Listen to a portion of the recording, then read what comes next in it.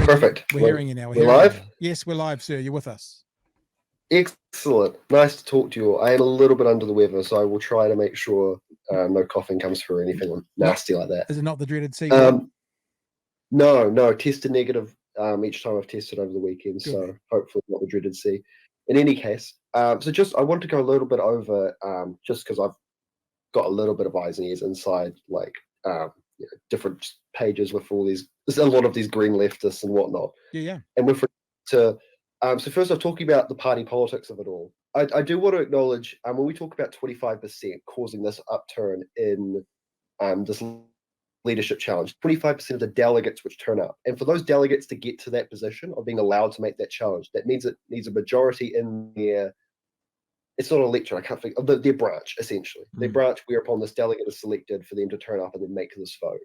So, I mean, it is a substantial. It's both a substantial portion and not, right? It's a tricky. 25%, I think, actually works as a decent size because what you're showing is that you've got a majority in several branches across the country who are putting a voice together and saying, "Hey, we want to have another discussion here."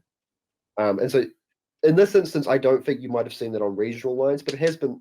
I think there have been cases previously where you'll find that often it might be, let's say, the southern branches all kick up a fuss because they haven't seen much happening in the South Island, and so they'll leadership challenge for that sort of ground, right? It's a nice 25% works, generally speaking, as like a nice leverage point of sure it's a vocal minority, but it's also not one that can be easily discredited. And to that end, when we've been talking about like the Green left, as it's talked about, the radical side of the Green Party. I think this is one of the challenges the Green Party generally faces. And there's an interesting article just recently been done. It's an opinion piece by Rod Oram. He talks about the Green Party is made up of both activists and, your sort of experts and climate scientists and your more moderate technical, almost technocratic branch. And the problem is if the activists get pissy, they don't vote. If Labour voters get annoyed with Labour, they'll probably either go national, they might come to the Greens, they'll do other things. Green voters just won't vote. So that leaves us at a point where we want to, the conversation to be more inclusive and bring that 25% on board. So what happens with someone, if you've got some knowledge on the inside, if, for example, James Shaw has no challenges, that 25% that wanted to open up the opportunity, using positive language here, to give, to make it a race, if he walks back into it, will they then get behind him and go, well, that's our system, that's how it's done, or will they get pissy? Oh, it will really depend on how it's handled. And I think what's really benefited, I think there was only two real approaches that can be done. And I think the likes of Logie and some of the other in the caucus have done a good job of handling this, where they had one of two lines. Either they could run a respectable opposition to the Shaw and give this full argument, this full conversation, and try and, as much as one can in a party that's constantly grassroots, and so we'll constantly be bickering on small issues, and try and put a decisive end for this conversation for this election cycle. That hasn't happened. And so the alternative is the entire caucus is, generally speaking, coming along with pretty staunch support as far as Greens support anything in electoral politics. It's a pretty generous backing of Shaw so far. And so with that being said, you've had a lot of talk about yes, but we'll try and keep Shaw in check, listening to your activist base, where they're trying to it's almost trying to have your cake it too, insofar as we've got MPs coming out saying, yes, we hear you activists, we absolutely get you, we need to do more, right, to listen to our activists and keep you guys motivated to make this a cause we're fighting for. Because especially, I think, a lot of times, a lot of the good nail on the head here has been exactly Shaw and Davidson taking positions within cabinet positions in this Labour government, despite the Greens not having a lot of say of what the portfolios actually do. Shaw is essentially Labour's face for the climate portfolio, but he doesn't get to do a lot of the Greens' climate positions inside of that climate portfolio, only the ones that Labour already agreed with. Hey, which is not a popular move. Let me ask you one more thing. Go for it.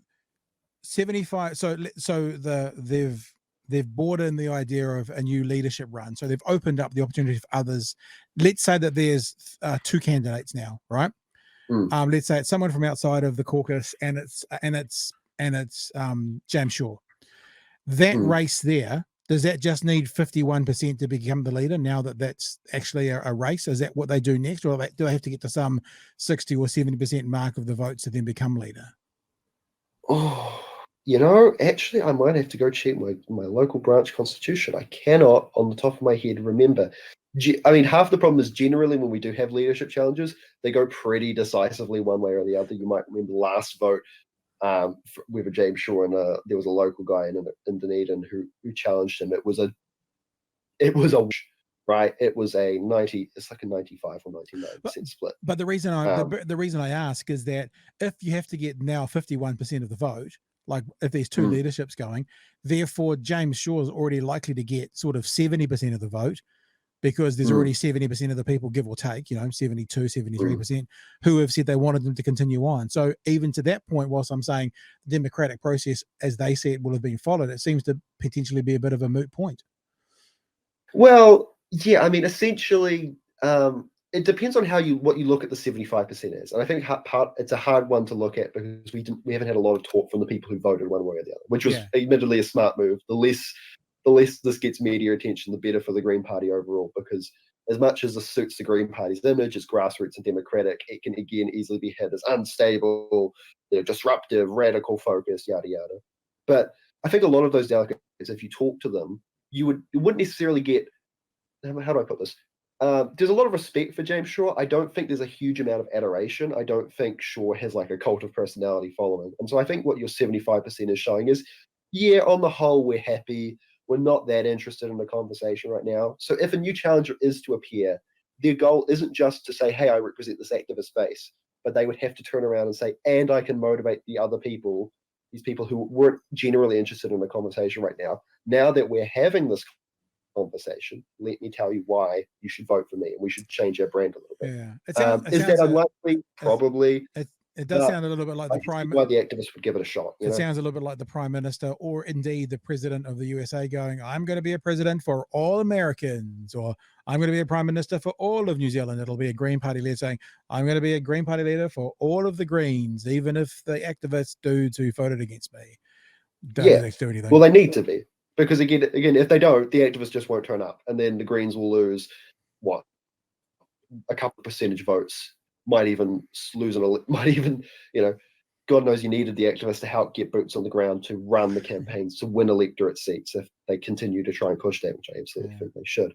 But activists are very useful in the Green campaign, not just for the votes, but also the amount of passion, the amount of work they'll put in. That is a base the Greens will always need to keep. And so that is always I see a job. We need to get people on board so we can run these juicy 10%, turnouts in Parliament. But we also need to keep these activists, because they are what keep the party alive in non-election years. Yeah, really interesting. It's thank you for calling in. Look at that. We can even do that if we want, George. Just bring up the actual Discord thing. And while you're there, Mac, thank you for helping us. Politikiwi helped us set up the whole Discord thing that now phoning us in on, dude. So thank you for being involved. Thank you for helping us out, and we appreciate your insights here.